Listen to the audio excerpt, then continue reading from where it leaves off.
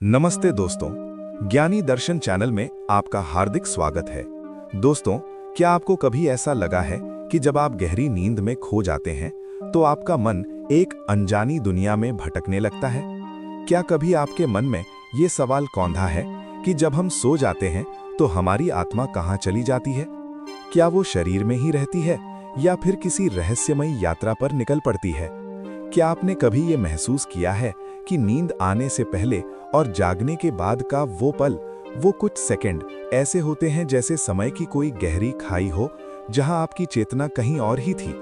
कभी कभी ऐसा लगता है ना कि नींद में हम सिर्फ सोते नहीं बल्कि एक ऐसी दुनिया में प्रवेश करते हैं जहां हमारा मन, हमारी आत्मा चुपके से परमात्मा से मिलने चली जाती है, या शायद वो उन लोकों की सैर करती है जहां से वो आई है। वो सूक्ष्म, वो अनंत, वो अनजाना संसार। दोस्तों, आज की इस खास वीडियो में हम इसी रहस्यमयी सवाल का जवाब तलाशने जा रहे हैं। सोने के बाद आत्मा कहाँ जाती है, क्या करती है?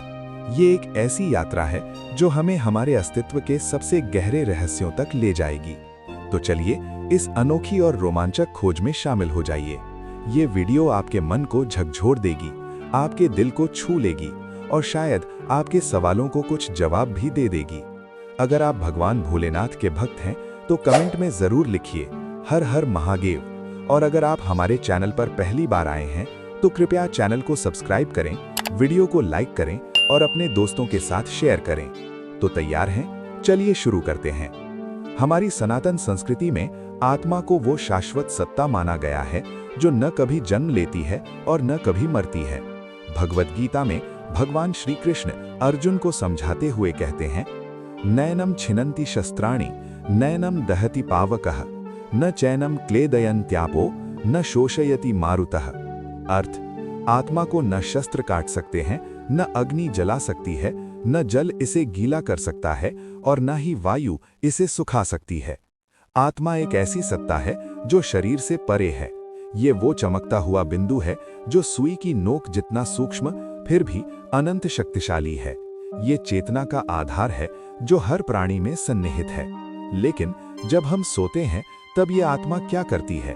क्या ये शरीर में ही रहती है या किसी अनजानी दुनिया की सैर पर निकल पड़ती है?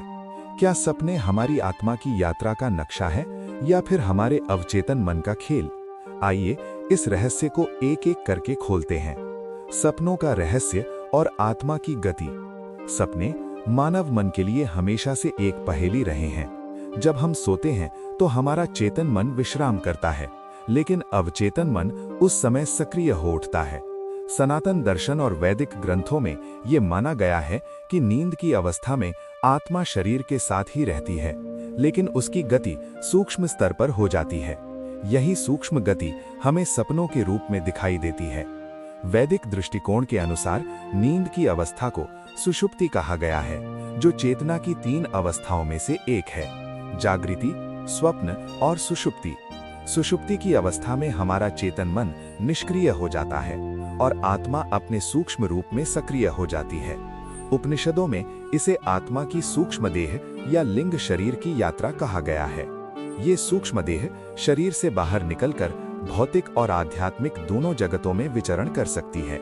कई बार ऐसा होता है कि हम सपने में अपने इष्ट देव को देखते हैं, कभी किसी दिव्य स्थान पर खुद को पाते हैं और कभी ऐसी अनुभूतियां होती हैं जो भौतिक जीवन से परे होती हैं। कुछ लोग सपने में बैकुंठ धाम या कैलाश पर्वत की यात्रा करने की बात बताते हैं। ये आत्मा की उस सूक्ष्म गति का परिणाम हो सकता है जो नींद की अवस्था में परमात्मा या उच्चतर चेतना से जुड़ती है। पुराणों में ऐसी अनेक कथाएं मिलती हैं जो ये बताती हैं कि नींद में आत्मा परमात्मा से मिलने जाती है। कहा जाता है कि जब कोई व्यक्ति गहरी नींद में होता है तो उसकी आत्मा सूक्ष्म रूप में परमात्मा के समक्ष उपस्थित हो सकती है। यही कारण है कि कई बार हमें सपनों में ऐसी अनुभूतियां होती हैं जो मन को शांति और सुकून प्रदान करती हैं। ये आत्मा का परमात्मा से संवाद हो सकता है जो हमें आध्यात्मिक रूप से पुनर्जन्म करता है। एक भक्त का अनुभव है कि उसने सपने में भगवान श्री कृष्ण को देखा। भगवान बांसुरी की मधुर धुन बजा रहे थे। उसने महसूस किया कि वो ऐसी जगह पर है जहां कोई दुख नहीं, कोई चिंता नहीं। जब वो जागा तो उसका मन शांत था, शुद्ध था। ये अनुभव आत्मा के परमात्मा से मिलन का प्रतीक हो सकता है। लेकिन सभी सपने एक जैसे नहीं होते। कुछ सपने अवचेतन मन की अभिव्यक्ति होते हैं। आधुनिक विज्ञान और मनोविज्ञान सपनों को इसी रूप में देखता है। सिगमंड फ्रायड ने सपनों को अवचेतन मन का राजमार्ग कहा, जहां दबी हुई इच्छाएं, भय और अनुभव सपनों में प्रकट होते हैं।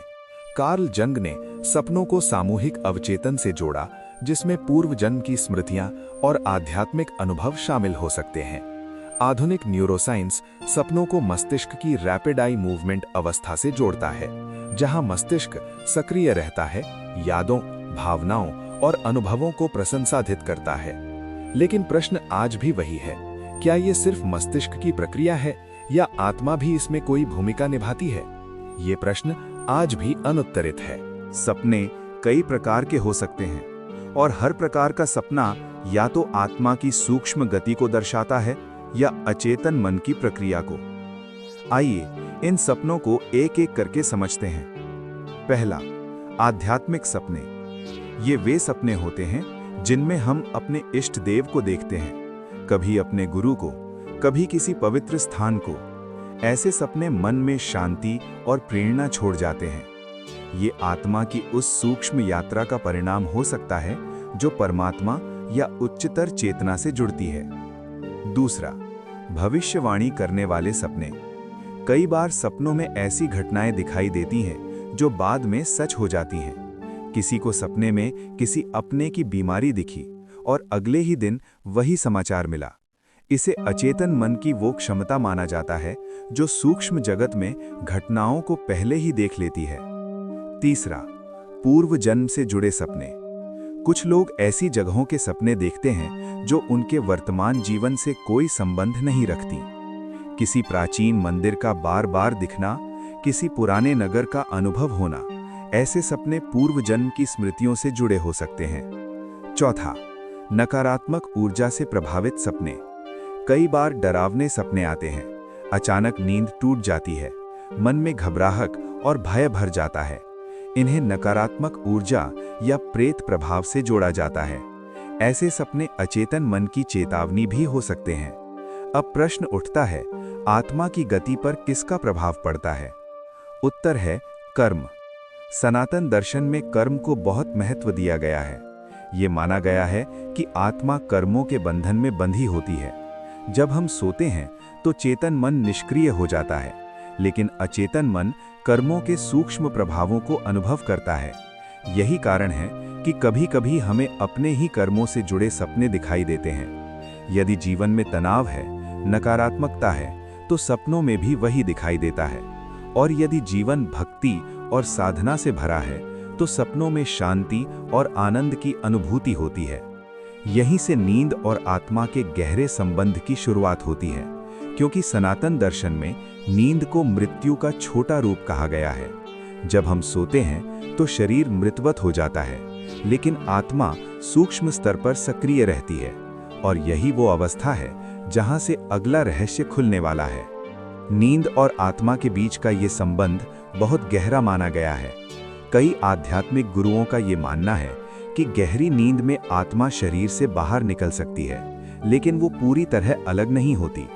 सनातन ग्रंथों में इसे सूत्र आत्मा कहा गया है, एक ऐसा सूक्ष्म तार जो आत्मा को शरीर से जोड़े रखता है। यही कारण है कि आत्मा यात्रा कर सकती है, लेकिन शरीर से पूरी तरह विच्छिन्न नहीं होती। जब हम अचानक जाग जाते हैं तो अक्सर ऐसा अनुभव होता है जैसे हम किसी दूसरी दुनिया से वापस लौटे हों। मन कुछ पल तक स्थिर नहीं रहता, हृदय की धड़कन तेज हो जाती है और चेतना धीरे धीरे इस संसार में वापस आती है। यही सूक्ष्म वापसी हमें अजीब सा अनुभव कराती है। अब प्रश्न ये है, क्या हर सपना आत्मा की यात्रा का परिणाम होता है? उत्तर है नहीं। हर सपना ऐसा नहीं होता। कुछ सपने हमारे दैनिक जीवन का प्रतिबिंब होते हैं। दिन भर का तनाव, चिंता, डर रात में सपनों का रूप ले लेते हैं। लेकिन कुछ सपने अलग होते हैं, वे मन को छू जाते हैं, वे हृदय में शांति भर देते हैं। और कुछ सपने हमें सावधान भी करते हैं। इन्हें सच्चे सपने कहा जाता है। ऐसे सपने जो बाद में सच हो जाते हैं या हमें कोई संदेश दे जाते हैं। आध्यात्मिक सपने हमें प्रेरणा देते हैं। देवता का दर्शन, गुरु की उपस्थिति या किसी पवित्र स्थान का अनुभव, ये सभी आत्मा की सूक्ष्म चेतना से जुड़े माने जाते हैं। वहीं डरावने सपने हमें सतर्क करते हैं। ये संकेत हो सकते हैं कि हमारे आसपास नकारात्मकता है या मन पर किसी प्रकार का भार है। ऐसे में हमारा पर्यावरण और आध्यात्मिक अभ्यास बहुत महत्व रखता है। कहा जाता है कि घर में देवी देवताओं की मूर्तियां या पवित्र प्रतीक सकारात्मक ऊर्जा प्रदान करते हैं। ये आत्मा की रक्षा करते हैं और नींद को शांत बनाते हैं। कुछ लोगों का अनुभव है कि जब घर से भगवान की मूर्ति हटा दी गई तो नींद अशांत हो गई, डरावने सपने आने लगे, और जब मूर्ति को पुनः स्थापित किया गया तो नींद फिर से शांत हो गई। ये दिखाता है कि हमारा पर्यावरण हमारी आत्मा और सपनों पर गहरा प्रभाव डालता है। अब हम धीरे धीरे इस रहस्य के अंत की ओर बढ़ रहे हैं, जहां आत्मा के अनंत स्वरूप का बोध होने वाला है। दोस्तों, आत्मा सनातन है, ना इसका आरंभ है और ना ही अंत। ये केवल शरीर के साथ बंधी हुई नहीं है, लेकिन शरीर के माध्यम से अपने कर्मों को भोगती है। जब हम सोते हैं तो ये कर्मों का बंधन सूक्ष्म रूप में कार्य करता है। इसीलिए कभी सपने सुखद होते हैं और कभी अशांत। सनातन दर्शन ये कहता है कि जो जैसा जीवन जीता है वैसी ही उसकी नींद होती है और वैसे ही उसके सपने होते हैं। भक्ति और साधना से भरा जीवन आत्मा को शांत करता है। ऐसे व्यक्ति को नींद में भी शांति मिलती है और सपनों में दिव्यता का अनुभव होता है। वहीं तनाव, क्रोध और नकारात्मकता से भरा जीवन नींद को अशांत कर देता है। ऐसे में आत्मा सूक्ष्म स्तर पर भारी हो जाती है और उसका प्रभाव सपनों में दिखाई देता है। इसलिए सनातन संस्कृति में ये कहा गया है कि सोने से पहले मन को शांत करो, ईश्वर का स्मरण करो, क्योंकि नींद सिर्फ विश्राम नहीं है, ये आत्मा की सूक्ष्म यात्रा का द्वार है। कुछ लोग इसे मृत्यु का छोटा रूप भी कहते हैं, क्योंकि नींद में शरीर स्थिर हो जाता है लेकिन आत्मा सक्रिय रहती है, और जब वो वापस लौटती है तो हम जाग जाते हैं। इसीलिए कभी कभी जागने के बाद ऐसा लगता है जैसे हम किसी बहुत दूर की यात्रा से लौटे हों। मन कुछ पल तक इस संसार में पूरा नहीं होता। ये आत्मा की सूक्ष्म वापसी का संकेत है। अब इस रहस्य का निष्कर्ष बहुत स्पष्ट है। आत्मा नींद में नष्ट नहीं होती। वो न तो पूरी तरह शरीर छोड़ती है और न ही पूरी तरह स्थिर रहती है। वो सूक्ष्म रूप में सक्रिय रहती है और हमारे कर्म, हमारी भक्ति और हमारा जीवन उसकी यात्रा को निर्धारित करते हैं। यही कारण है कि सपने हमारे जीवन का आईना बन जाते हैं और नींद आत्मा को अपने अनंत स्वरूप की झलक दिखाती है। यहीं पर यह रहस्यमयी यात्रा अपने समापन की ओर बढ़ती है। दोस्तों, आत्मा अनंत है। वो न कभी जन्म लेती है और न कभी मरती है। नींद उस अनंतता को छूने का एक माध्यम है। जब हम सोते हैं तो हमारा चेतन मन विश्राम करता है, लेकिन अचेतन मन और आत्मा सक्रिय रहते हैं। कभी ये सक्रियता सपनों के रूप में दिखाई देती है और कभी गहरी शांति के रूप में। सपने हमें ये अनुभव कराते हैं कि हमारा अस्तित्व सिर्फ इस शरीर तक सीमित नहीं है। हमारी आत्मा सूक्ष्म है, अनंत है, और नींद उस सूक्ष्मता को महसूस करने का क्षण है। इसीलिए सनातन संस्कृति ये सिखाती है कि जीवन शुद्ध रखो, कर्म सकारात्मक रखो और ईश्वर के प्रति भक्ति भाव रखो, क्योंकि जैसा जीवन होगा वैसी ही नींद होगी और वैसे ही सपने होंगे। जब मन शांत होता है तो आत्मा भी शांत होती है, और जब आत्मा शांत होती है तो नींद सुकून देती है। यही आत्मा और नींद का सबसे गहरा संबंध है। दोस्तों, ये विषय केवल जानने का नहीं, महसूस करने का है। जब भी आप आज रात सोने जाएं तो एक पल रुकिए, ईश्वर का स्मरण कीजिए और मन को शांत कीजिए, क्योंकि संभव है आपकी आत्मा एक बार फिर उस सूक्ष्म यात्रा पर निकल पड़े और आप सुबह एक नई शांति, एक नई ऊर्जा के साथ जागें। इसी भावना के साथ हम इस वीडियो को यहीं समाप्त करते हैं। अगर आप भगवान भोलेनाथ के भक्त हैं तो कमेंट में जरूर लिखिए हर हर महादेव। अगर आपको ये वीडियो अच्छा लगा हो तो चैनल को सब्सक्राइब करें, वीडियो को लाइक करें और इसे अपने दोस्तों के साथ शेयर करें। हम फिर मिलेंगे एक नए रोचक विषय के साथ। हर हर महादेव।